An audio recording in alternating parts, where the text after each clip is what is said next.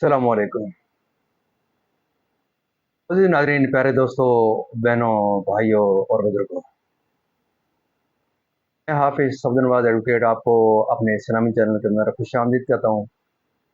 और हर रोज़ की तरह आज भी हम इंशाअल्लाह पारा नंबर 29 सूरतुल मुरसलात की आयत नंबर 1 ता 31 तक की तिलावत, तर्जुमा, तफसीर और शान नज़ूल पढ़ने का शर्फ हासिल करेंगे।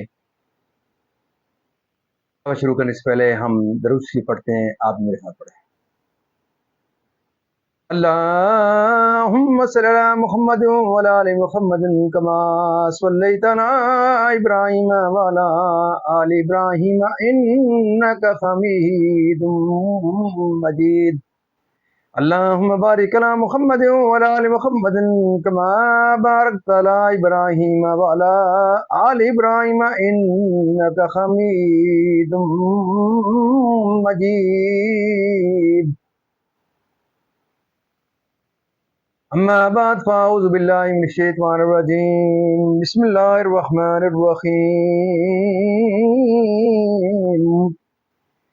वल मुरसलाति उर्फ़न फ़ल आसिफ़ाति अस्फ़न वन नाशिराति नशरन फ़ल फ़ारिक़ाति फ़रक़ा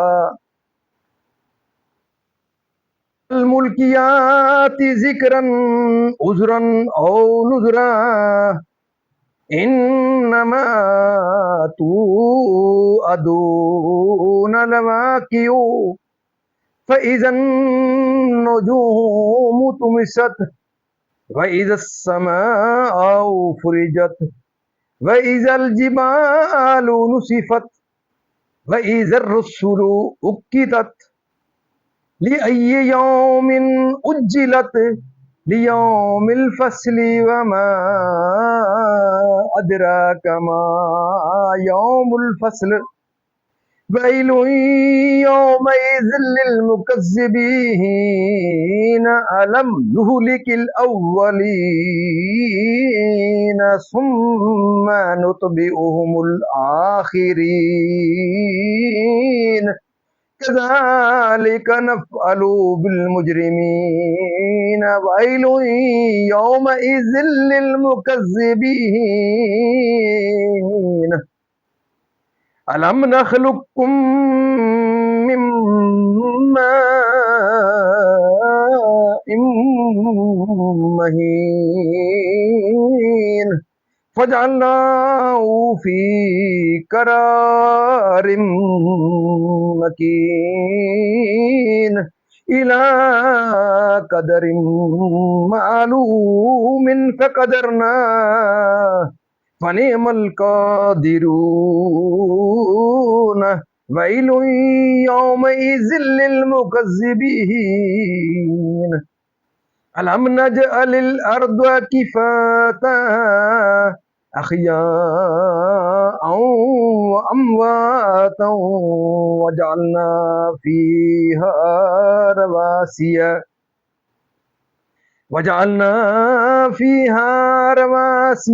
शामिखातिन वस्क़ैनाकुम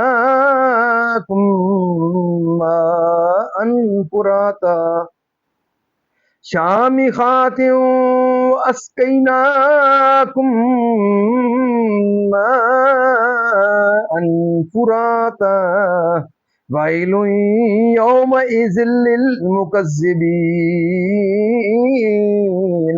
इंतलिकू इला मा कुन्तुम बिही तुकज़्ज़िबून।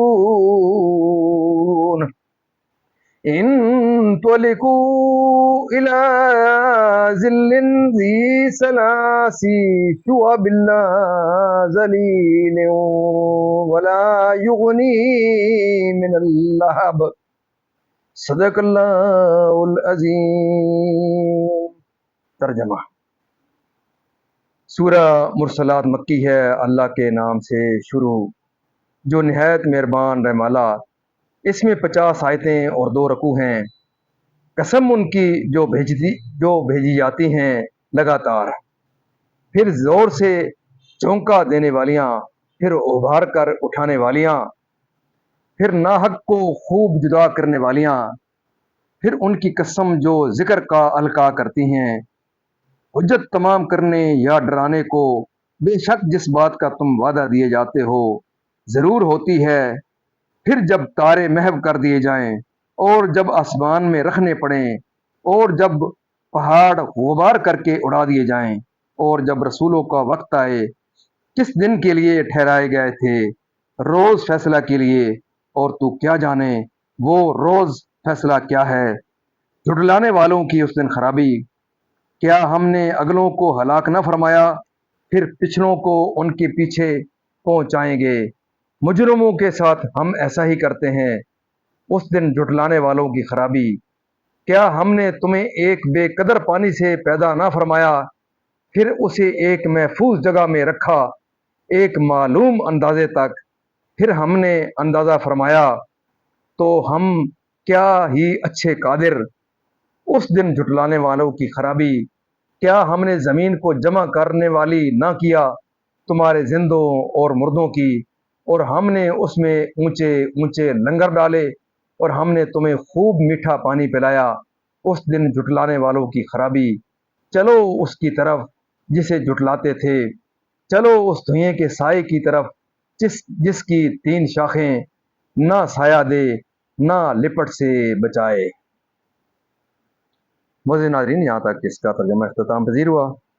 اب اس کی تفسیر تسلسل سے، سورہ مرسلات کی تفسیر اس کی ابتدا سے۔ سورہ مرسلات مکی ہے، اس میں 2 رکوع، 50 آیتیں، 180 کلمے، 816 حروف ہیں۔ شان نزول، حضرت ابن مسعود رضی اللہ تعالیٰ عنہ نے فرمایا کہ والمرسلات شب جن میں نازل ہوئی۔ ہم سید عالم صلی اللہ علیہ وسلم کی رکاب سعادت میں تھے، جب مینا کی غار میں پہنچے والمرسلات نازل ہوئی۔ ہم حضور سے اس کو پڑھتے تھے اور حضور اس کی تلاوت فرماتے تھے۔ اچانک ایک سانپ نے جست کی، ہم اس کو مارنے کے لیے لپکے، وہ بھاگ گیا۔ حضور نے فرمایا تم اس کی برائی سے بچائے گئے، وہ تمہاری برائی سے۔ یہ غار مینا میں غار والمرسلات کے نام سے مشہور ہے۔ ان آیتوں میں جو قسمیں مذکور ہیں وہ 5 صفات ہیں جن کے موصوفات ظاہر میں مذکور نہیں، اسی لیے مفسرین نے ان کی تفسیر میں بہت وجوہ ذکر کیے۔ بعض نے یہ 5 صفتیں ہواؤں کی قرار دی ہیں۔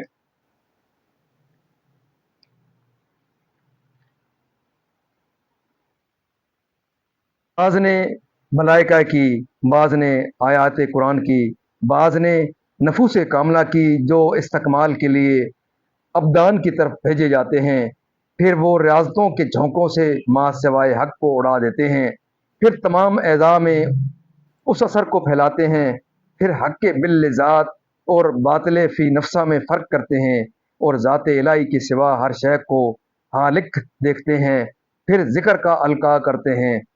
اس طرح کے دلوں میں اور زبانوں پر اللہ تعالیٰ کا ذکر ہی ہوتا ہے، اور ایک وجہ یہ ذکر کی ہے کہ پہلی 3 صفتوں سے ہوائیں مراد ہیں اور باقی 2 سے فرشتے۔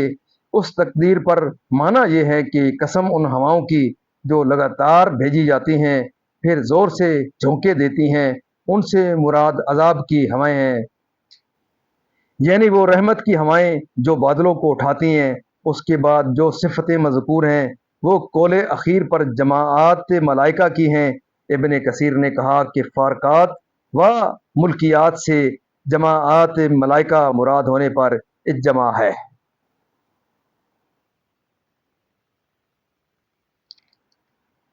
انبیاء و مرسلین کے پاس وحی لا کر، یعنی باس و عذاب اور قیامت کے آنے کا، کہ اس کے ہونے میں کچھ بھی شک نہیں کہ وہ امتوں پر گواہی دینے کے لیے جمع کیے جائیں، اور اس کے ہول و شدت کا کیا علم ہے جو دنیا میں توحید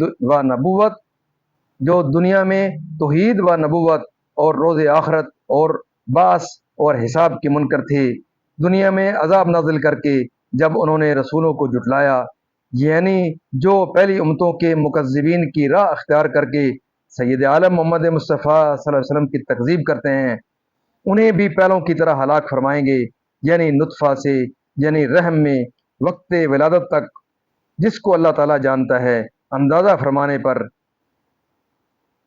زندے کے زندے اس کی پشت پر جمع رہتے ہیں اور مردے اس کے بطن میں۔ بلند پہاڑوں کے زمین میں چشمے اور منبع پیدا کر کے یہ تمام باتیں مردوں کو زندہ کرنے سے زیادہ عجیب ہیں۔ اور روز قیامت کافروں سے کہا جائے گا کہ جس آگ کا تم انکار کرتے تھے اس کی طرف ہو جاؤ، یعنی اس عذاب کی طرف۔ اس سے جہنم کا دھواں مراد ہے جو اونچا ہو کر 3 شاخیں ہو جائے گا، ایک کفار کے سروں پر ایک کفار کے سروں پر، ایک ان کے دائیں اور ایک ان کے بائیں، اور حساب سے فارغ ہونے تک انہیں اس دھوئیں میں رہنے کا حکم ہوگا، جبکہ اللہ تعالیٰ کے پیارے بندے اس کے عرش کے سایہ میں ہوں گے۔ اس کے بعد جہنم کے دھوئیں کی شان بیان فرمائی جاتی ہے کہ وہ ایسا ہے کہ جس سے اس دن کی گرمی سے کچھ امن پا سکے۔ ناظرین، اللہ تعالیٰ کے فضل و کرم سے آج تک کی تلاوت ترجمہ تفسیر اس کا اشارے نزول اختتام پذیر ہوا۔ ہم اللہ تعالیٰ کے دربار کے اندر اس کلام مقدس کے صدقے حضور پاک صلی اللہ علیہ وسلم کی ذات و برکات سے دعا کرتے ہیں کہ اللہ تعالیٰ نے قرآن پاک پڑھنے، قرآن پاک کو سمجھ کر اس کے احکامات کے مطابق حضور پاک صلی اللہ علیہ وسلم کی پاک سیرت کے مطابق اور صحابہ کرام کے نقشے قدم پر اللہ تعالیٰ نے چلنے کی توفیق عطا فرمائے۔ اللہ تعالیٰ تمام پریشانیوں دور فرمائے، تمام بیماروں کو شفا کامل عطا فرمائے، تمام مرمین کو اللہ تعالیٰ جنت الفردوس میں اعلیٰ و بالا مقام عطا فرمائے۔ آمین ثم آمین۔